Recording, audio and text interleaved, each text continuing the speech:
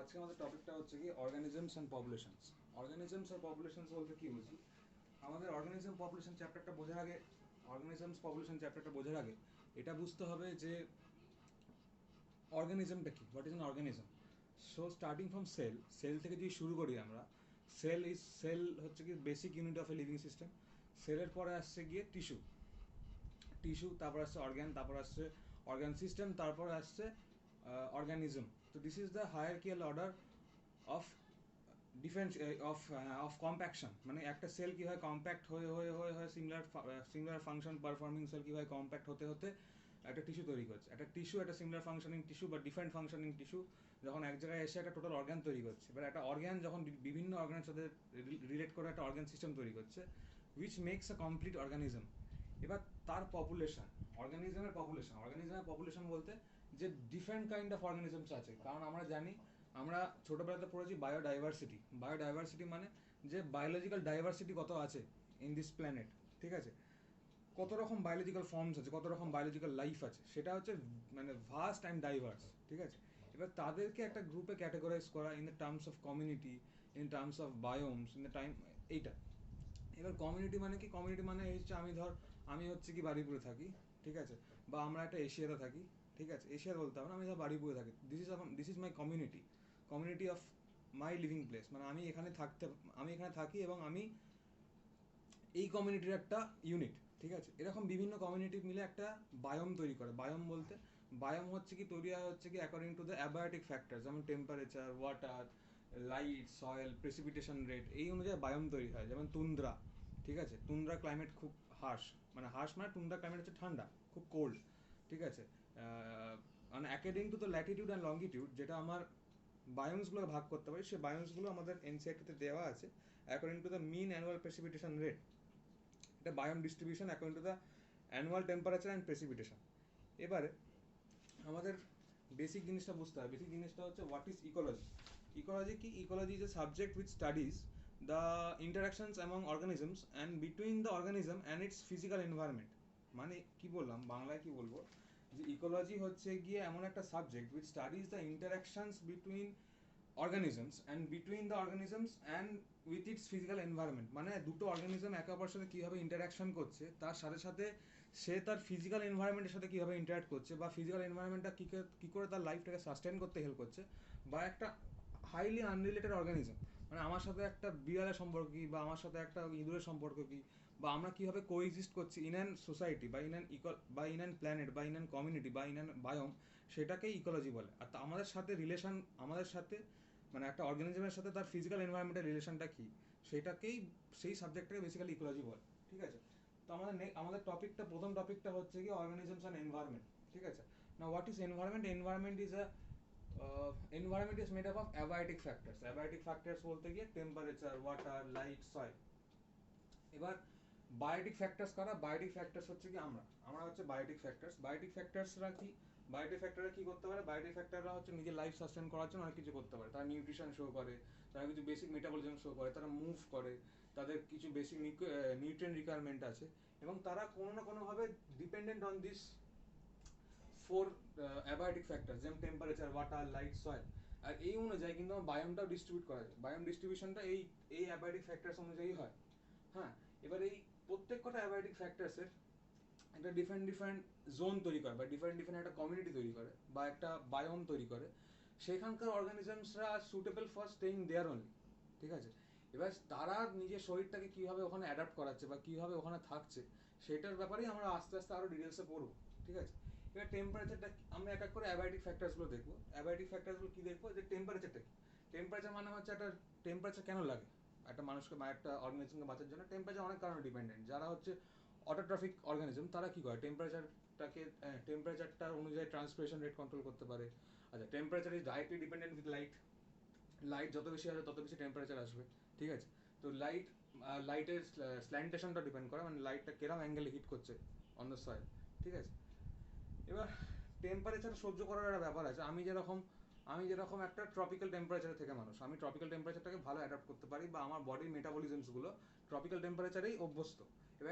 এবার একটা পোলার বিয়ারকে যদি ধরি, আমি পোলার বিয়ার কিন্তু ট্রপিক্যাল টেম্পারেচার থাকতে পারবে না, পোলার বিয়ারের জন্য কিন্তু ওই আর্টিক টেম্পারেচারটাই দরকার, কারণ আর্টিক টেম্পারেচারে নিজের খাবারটা বুঝতে পারে, নিজের সব মেটাবলিজম রেটগুলো করতে পারে। এবার এই টেম্পারেচার রেসপেক্ট আমি একটা কথা বলতে চাই, যখন আমরা ক্লাস 11-এ বায়োমলিকুলস পড়েছিলাম, বায়োমলিকুলসের মধ্যে সাব টপিক ছিল এনজাইমস, তো ওখানে একটা টপিক ছিল যে এনজাইমের যে অ্যাক্টিভিটি, ঠিক আছে, এনজাইমের যে অ্যাক্টিভিটি সেটা is highly dependent on temperature. হ্যাঁ, একটা টেম্পারেচার মানে একটা অপটিমাম টেম্পারেচার না হলে একটা এনজাইম অ্যাক্টিভিটি তার ম্যাক্সিমাম স্টেজে দেখায় না গিয়ে। একটা এনজাইম যদি তার নর্মাল ফাংশনিং টেম্পারেচার না পায়, একটা অপটিমাম টেম্পারেচার না পায়, যেমন আমার বডির টেম্পারেচার হচ্ছে 37°C, আমার বডির যতগুলো এনজাইম আছে তারা 37°C কাজ করতে পারে।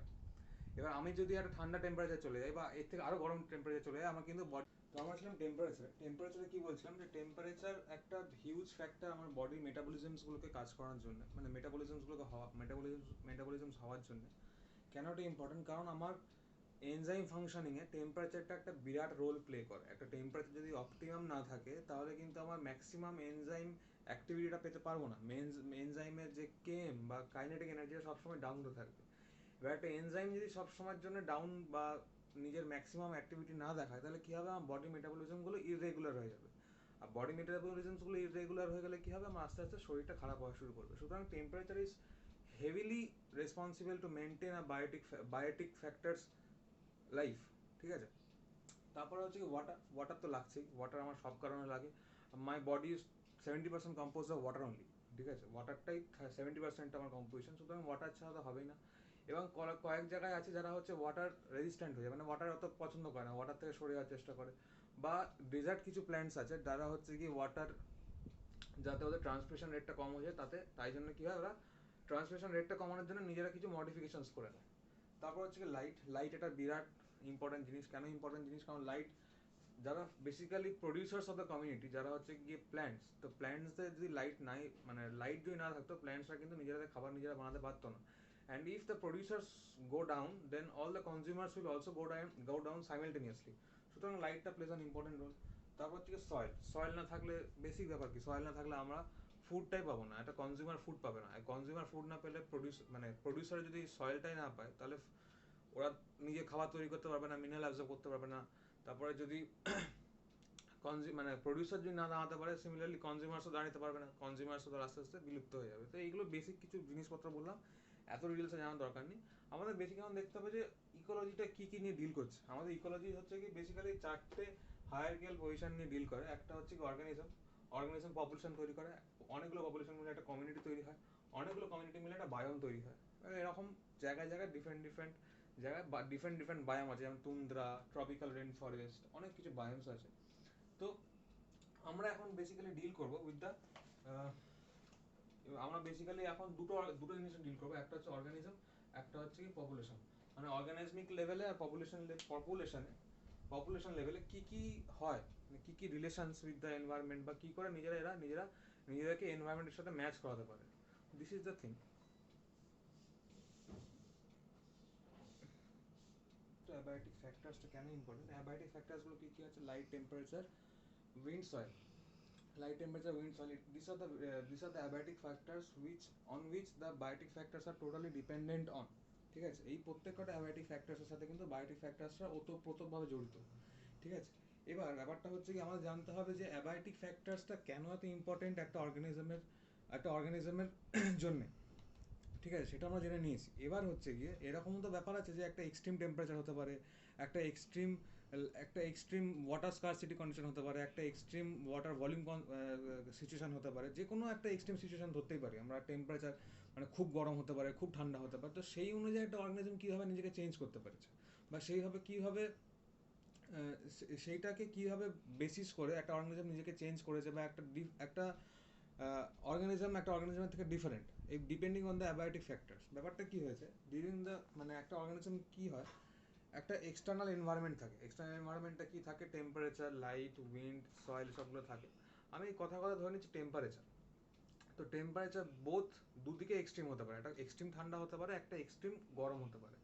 তো এই according to this temperature they are different organisms, যারা এক্সট্রিম ঠান্ডা থাকতে পারে, যারা এক্সট্রিম গরমে থাকতে পারে, যারা এক্সট্রিম না, যারা একটা মিড টেম্পারেচার থাকতে পারে। তো বেসিক্যালি একটা এক্সটার্নাল এনভায়রনমেন্ট সবসময় প্লে করে। সেই এক্সটার্নাল এনভায়রনমেন্টটাকে সেই এক্সটার্নাল এনভায়রনমেন্টটাকে একসাথে রাখার জন্য, মানে একসাথে রাখার জন্য না, সেই এক্সটার্নাল এনভায়রনমেন্টের সাথে সাথে একটা অর্গানিজম নিজের ইন্টারনাল এনভায়রনমেন্টটাকেও রেগুলেট করতে থাকে, ঠিক আছে? কেউ কেউ রেগুলেট করতে থাকে, কেউ কেউ ওই টেম্পারেচার থেকে পালিয়ে যাওয়ার চেষ্টা করে। আর মানে এইটা হচ্ছে কি ইভলিউশনের বেসিস হয়ে গেল। বেসিস কীভাবে হয়ে গেল? একটা অর্গানিজম, যে অর্গানিজমটা নিজের বডি টেম্পারেচার বা নিজের ইন্টারনাল এনভায়রনমেন্টটাকে রেগুলেট করতে পারছে, তাকে আমরা বলে দিচ্ছি রেগুলেটার্স। এই যে রেগুলেটার্স, ঠিক আছে? যারা হচ্ছে গিয়ে বাইরের মানে এক্সটার্নাল এনভায়রনমেন্টের সাথে নিজের টেম্পারেচারটাকে বা নিজের ইন্টারনাল এনভায়রনমেন্টটাকে কন্টিনিউয়াসলি মডিফাই করতে পারছে, তারা হচ্ছে কনফর্মার্স, ঠিক আছে? আর মাইগ্রেশন আর সাসপেনশনটা পরে আসছি। তো basically the thing is evolution মানে একটা অর্গানিজম কি চায়? যেমন আমরা সাপোজ ফর এক্সাম্পল হিউম্যানস হচ্ছে কি একটা কনস্ট্যান্ট হোমিওস্ট্যাসিস মেনটেন করার চেষ্টা করে। হোমিওস্ট্যাসিস মানে নিজের নিজের ইন্টারনাল এনভায়রনমেন্টটাকে সবসময় একটা কনস্ট্যান্ট রাখার চেষ্টা করে। যেমন আমার বডিতে 37°C কিন্তু সব কিছু কাজ করে, সব এনভায়রনমেন্ট কাজ করে, এই সব এনজাইমস কাজ করে, সব মলিকিউলস কাজ করে, মানে বেসিক্যালি ওই টেম্পারেচার আমাদের অপটিমাম টেম্পারেচার। তো আমি ইন্টারনাল এনভায়রনমেন্টকে রেগুলেট করতে পারে সেই অনুযায়ী অনেকগুলো জিনিস হয়, যেমন রেগুলেটরস, কনফর্মার্স, মাইগ্রেশন, সাসপেনশন, ঠিক আছে? তো এটা একটা বেসিক ডায়াগ্রাম দেওয়া আছে যেটা এক্সটার্নাল এনভায়রনমেন্টটাকে ডিপিক্ট করছে, ইন্টারনাল এনভায়রনমেন্টটাকে ডিপিক্ট করছে। এখানে তিনটে জিনিস আছে, কনফর্মার্স, রেগুলেটরস, পার্শিয়াল রেগুলেটর, ঠিক আছে? যারা রেগুলেটর তারা একটা কনস্ট্যান্ট টেম্পারেচার মেনটেন করার চেষ্টা করে। যারা কনফর্মার্স তারা হচ্ছে এক্সটার্নাল এনভায়রনমেন্টের সাথে সাথে নিজের ইন্টারনাল এনভায়রনমেন্টটাকে চেঞ্জ করতে থাকে। পার্শিয়াল রেগুলেটররা কি করে? প্রথমে চেষ্টা করে এক্সটার্নাল এনভায়রনমেন্টের সাথে নিজের ইন্টারনাল এনভায়রনমেন্টটাকে ম্যাচ করানো, তারপরে একটা জায়গায় গিয়ে কি করে আর ম্যাচ করতে পারে না, তখন কি করে রেগুলেট করার চেষ্টা করে নিজের বডি টেম্পারেচারকে। এবার রেগুলেটরসের কিছু এক্সাম্পল দিচ্ছি, কিছু এক্সাম্পল দিলেই বোঝা যাবে, জিনিসটা ক্লিয়ার হয়ে যাবে। রেগুলেটরসরা কি হয়?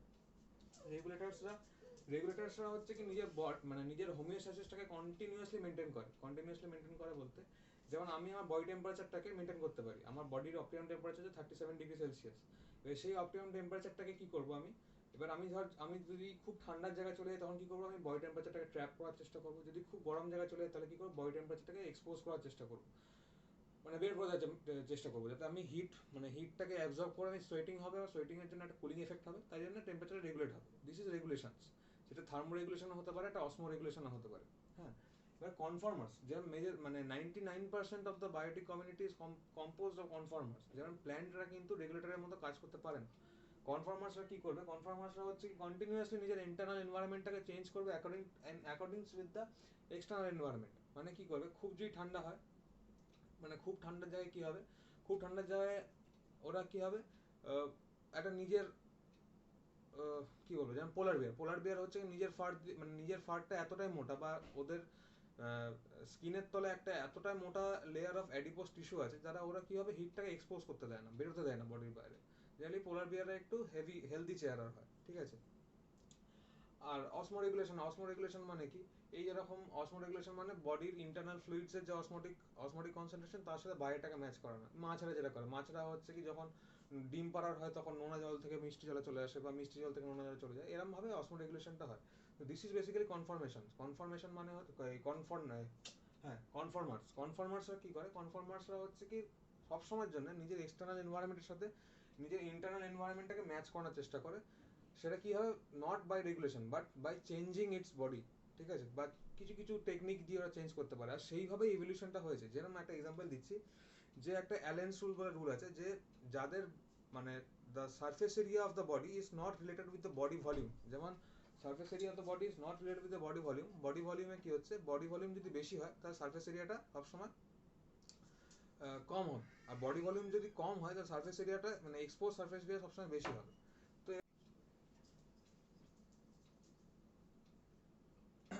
হ্যাঁ, তো কনফর্মার্সরা কি করছে? কনফর্মার্সরা নিজের এক্সটার্নাল এনভায়রনমেন্টে যতটাই হার্শ হোক, ওরা কিন্তু নিজের ইন্টারনাল এনভায়রনমেন্টটাকে সেইভাবে রেগুলেট করতে পারছে, চেঞ্জ করতে পারছে। মানে কোনো না কোনো মেকানিজম ডেভেলপ করে নিচ্ছে, যেটার সাথে ওরা, যেমন হচ্ছে তাদের মধ্যে সেই মেকানিজমসগুলোর মধ্যে হচ্ছে মাইগ্রেশন আর সাসপেনশন। যেমন মাইগ্রেশনটা কি হয়? মাইগ্রেশন হচ্ছে কি একটা এক্সট্রিম টেম্পারেচার থেকে ওরা এসকেপ করার চেষ্টা করে। যেমন এই রাজস্থানে এই গরমকালে কিছু মাইগ্রেটরি বার্ডস আছে, ঠিক আছে? তারা কোত্থেকে আসে? সাইবেরিয়া, আর্টিক রিজন থেকে আসে। কেন? ওখানে একটা এক্সট্রিম টেম্পারেচার চলে বলে ওরা রাজস্থানে চলে আসে। আর সাসপেনশন মানে হচ্ছে কি? সাসপেনশন মানে টেম্পোরারিলি ওরা একটা মানে যেমন ব্যাকটেরিয়া, ফাঙ্গাস, হ্যানা তারা, এরা কি হয় টেম্পোরারি একটা সাসপেনশনে চলে যায়। মানে সাসপেনশন মানে হচ্ছে কি ওরা ইনঅ্যাক্টিভ হয়ে যায়, কিছু একটা স্পোর ফর্মেশন করে ইনঅ্যাক্টিভ হয়ে যায়, যাতে আবার যখন ফেভারেবল কন্ডিশন আসবে তখন আবার ওরা অ্যাক্টিভেট হবে। This is known as suspension. তো এটার একটা vast majority of animal species বা বায়োটিক কমিউনিটি করতে পারে সাসপেনশন, মানে ওরা একটা স্পোর ফর্ম করে নিল, ডিহাইড্রেট করে ফেলো নিজেকে, স্পোর ফর্ম করলো, যতই হার্শ কন্ডিশনস আসুক তার কিছু হবে না। বেসিক্যালি মানে দ্যাট অর্গানিজম ইজ ইনঅ্যাক্টিভেটেড, যখন ফেভারেবল কন্ডিশন আসবে তখন ফের অ্যাক্টিভেট হবে। This is a basic thing about response to abiotic factors. এরপরে আমরা আসবো অ্যাডাপ্টেশন। এবার আমরা হচ্ছে যে adaptation is basically very easy topic. অ্যাডাপ্টেশনটা কি? এই যে একটা ডাইভার্স এনভায়রনমেন্টাল কন্ডিশন আছে, সেই ডাইভার্স এনভায়রনমেন্টাল কন্ডিশনের সাথে একটা অর্গানিজম কিভাবে নিজেকে ম্যাচ করাতে পারে। এবার সেই ম্যাচিংটা কিন্তু অনেক টাইপের হয়, মানে কিভাবে ওরা রেসপন্ড করে, রেসপন্সটা কিভাবে হয়, কিছু মানে ফিজিওলজিক্যাল অ্যাডজাস্টমেন্ট করে, কিছু বিহেভিয়ারাল অ্যাডজাস্টমেন্ট করে। তো সেই অ্যাডজাস্টমেন্টগুলো কি বেসিক্যালি আমরা মানে অ্যাক্লেমেটাইজেশন বলি ইনিশিয়ালি। এবার একটা অর্গানিজম যখন কন্টিনিউয়াসলি একটা টেম্পারেচারের সাথে অ্যাক্লেমেটাইজ করতে থাকছে, সেটা কিন্তু তার জেনেটিক চেঞ্জ হয়ে যাচ্ছে, অ্যান্ড দ্যাট জেনেটিক চেঞ্জ ওটা কিন্তু ইনহেরিট করছে। আর সেই জেনেটিক চেঞ্জটাকে কিন্তু অ্যাডাপ্টেশন বলছে। যেমন কথা বলছি, জেনারেলি পাহাড়ের লোকেদের আরবিসি কাউন্ট বেশি থাকে, মানে rather than the people living in the প্লেন্সে যারা থাকে তার থেকে হিলসে যারা থাকে তাদের আরবিসি কাউন্ট বেশি থাকে। এবার আমি একটা যদি মানুষ, আরবিসি ফর্মেশনটা একটা জেনেটিক ফ্যাক্টর, যে কোনো বডির অ্যাট্রিবিউট ইজ জেনেটিক ফ্যাক্টর। এবার তার মানে এটাই যে হিলসে যারা আছে তাদের জিনটা এমনভাবেই অ্যারেঞ্জ করা যে ওদের আরবিসিটা অটোমেটিক্যালি বেশি ফর্ম হয়। আর আমাদের প্লেন্সে যারা থাকি তাদের জেনেটিক অ্যাট্রিবিউটটা এমনই যে আমাদের আরবিসিটা একটা নর্মাল মাত্রায় তৈরি হয়। তো এবার আমি যদি একটা প্লেনের মানুষ, মানে একটা যারা নর্মাল প্লেন এরিয়ার মানুষ, তারা যদি হিলসে গিয়ে থাকে, তারা ইনিশিয়ালি তো একটা কষ্ট ভোগ করবে, যেটাকে রেসপন্স বলছি টু অ্যাবায়োটিক ফ্যাক্টর। তো আস্তে আস্তে কী হবে, সে অ্যাক্লেমেটাইজ করার চেষ্টা করে। অ্যাক্লেমেটাইজ মানে সে বডিতে কি চেঞ্জেসগুলো আসবে, সেই চেঞ্জেসগুলো মানে কি আরবিসি তৈরি করবে, আরবিসি নতুন করে তৈরি করবে যাতে যা অক্সিজেন আছে সেখানটাকে অ্যাবজর্ব করে নেওয়ার জন্য। তো দিস ইজ অ্যাক্লামেটাইজেশন। এবার একটা কন্টিনিউয়াস অ্যাক্লামেটাইজেশন করতে থাকলে কি হবে, আমার ওই চেঞ্জটা জেনেটিক হয়ে যাবে। যেমন আরবিসি বাড়ানোর জন্য একটা খুব ইম্পর্টেন্ট হরমোন কাজ করে, সেটা হচ্ছে ইপিও হরমোন, এরিথ্রোপয়েটিন হরমোন, যেটা কিডনি রিলিজ করে। এই যখন হরমোনটা রিলিজ করে, ইপিও হরমোনটা রিলিজ করার পরে কিন্তু আরবিসি কাউন্ট আমার বডিতে বাড়তে থাকে। তো এই হরমোন রিলিজিংটাও কিন্তু একটা জেনেটিক ব্যাপার। এবার কন্টিনিউয়াসলি যখন আমি অ্যাক্লামেটাইজ করতে থাকছি একটা এনভায়রনমেন্টের সাথে, আমি কিন্তু আস্তে আস্তে ওর সাথে অ্যাডাপ্টেশন হয়ে যাচ্ছে, আমার অ্যাডাপ্ট করে ফেলছি।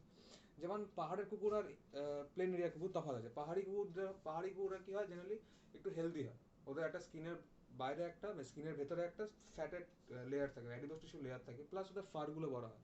কেন বড় হয় পাহাড়ি এরিয়ার কুকুরদের ফারগুলো বড়? কারণ ওরা কিন্তু একসময় না, ওরা কিন্তু ওই বডি হিটটাকে মানে নিজের মধ্যে ক্যাপচার করে রাখার জন্য এই মেকানিজমসগুলো ডেভেলপ করেছে, বা এই অ্যাডাপ্টেশনসগুলো নিজের মধ্যে গ্রো করিয়েছে। তো বেসিক্যালি এটাই বলার এখানে অ্যাডাপ্টেশনে, যে adaptation is completely different from acclimatization. Acclimatization হচ্ছে ইনিশিয়াল স্টেজে আমি কীভাবে নিজের রেসপন্সটাকে সুটেবল বানাচ্ছি to sustain my life. Adaptation মানে হচ্ছে যখন একটা কন্টিনিউয়াস পিরিয়ড অফ টাইমে আমি অ্যাক্লামেটাইজ করতে হয়তো আমার মধ্যে চেঞ্জটা এলো না, জেনেটিক চেঞ্জটা, কিন্তু আমার যে অফস্প্রিংগুলো আছে তাদের মধ্যে হালকা হালকা চেঞ্জেস হলো, তাদের যে অফস্প্রিং আছে তাদের মধ্যে আরও হালকা চেঞ্জেসগুলো এলো। এই করতে করতে একটা অর্গানিজম টোটালি কিন্তু ডিফারেন্ট হয়ে যাচ্ছে। মানে একটা অর্গানিজম যদি স্টার্টিং পয়েন্ট থেকে অ্যাক্লামেটাইজ করা শুরু করে, সে তার লাইফ টাইমে হালকা হালকা অ্যাডাপ্টেশনগুলো আনলো, সেটা জেনেটিক চেঞ্জটা হলো না, বা হালকা জেনেটিক চেঞ্জটা হলো। সেই জেনেটিক চেঞ্জটা কিন্তু তার নেক্সট জেনারেশন যখন আসবে, সেটা কিন্তু একটা প্রকটভাবে আসবে। এবার আস্তে আস্তে কী হবে, একটা মানুষ কিন্তু মানে একটা অর্গানিজম কিন্তু কমপ্লিটলি ডিফারেন্ট হয়ে যাবে ফ্রম দেয়ার রেস। মানে কথা বলছি, দুটো জোন আমি যদি ধরে নিই, এটা একটা জোন, আর আর এটা একটা জোন, একটা এ একটা বি, একটা এ আর এটা হচ্ছে কি বি। হ্যাঁ, এবার এটা ধরে নিচ্ছি আমি প্লেন এরিয়া, এটা হচ্ছে গিয়ে হিলি এরিয়া। এবার কোন একটা মানুষ এখানেই থেকে অভ্যস্ত, এখানকার সবাই লাল মানুষরা থাকে, এখানে লাল মানুষরা থাকে, এই নিজের ফ্যামিলি নিয়ে থাকছে এই প্লেন এরিয়াতে। এখান থেকে একটা মানুষ ঠিক করলো যে আমি হিলি এরিয়াকে নিজে বসবাস করবো। সে প্রথমে যখন এখানে ঢুকলো, এখানে তো হিলি এরিয়ার মানুষগুলো আছে, ঠিক আছে। এবারে কি করবে, নিজেকে, এই যে মানুষটা গেল, এই মানুষটা নিজেকে কন্টিনিউয়াসলি অ্যাকোমোডাইজ করার চেষ্টা করবে উইথ দ্য হিলি ক্লাইমেট, ঠান্ডা কোল্ড ক্লাইমেটের সাথে অ্যাকোমোডাইজ করার চেষ্টা করবে। এবার ডিউরিং দিস টাইমে কি করবে, রিপ্রোডিউসও করবে। রিপ্রোডিউস করলো, করে দুটো অর্গানিজম তৈরি করলো। তাদের মধ্যে কিছু কিছু কোয়ালিটিস এসে গেল যারা এই টেম্পারেচারের সাথে নিজেকে পুরোপুরি অ্যাডাপ্ট করতে পারছে। তো এই this is the genetic change. এবার এইখান থেকে যেটা বোঝার চেষ্টা করছি, এখান থেকে তো একটা অর্গানিজম এখানে চলে গেল, মানে এরা এখানকার জেনেটিক কনস্টিটিউয়েন্টে বিলং করছিল, জিন পুলে বিলং করছিল।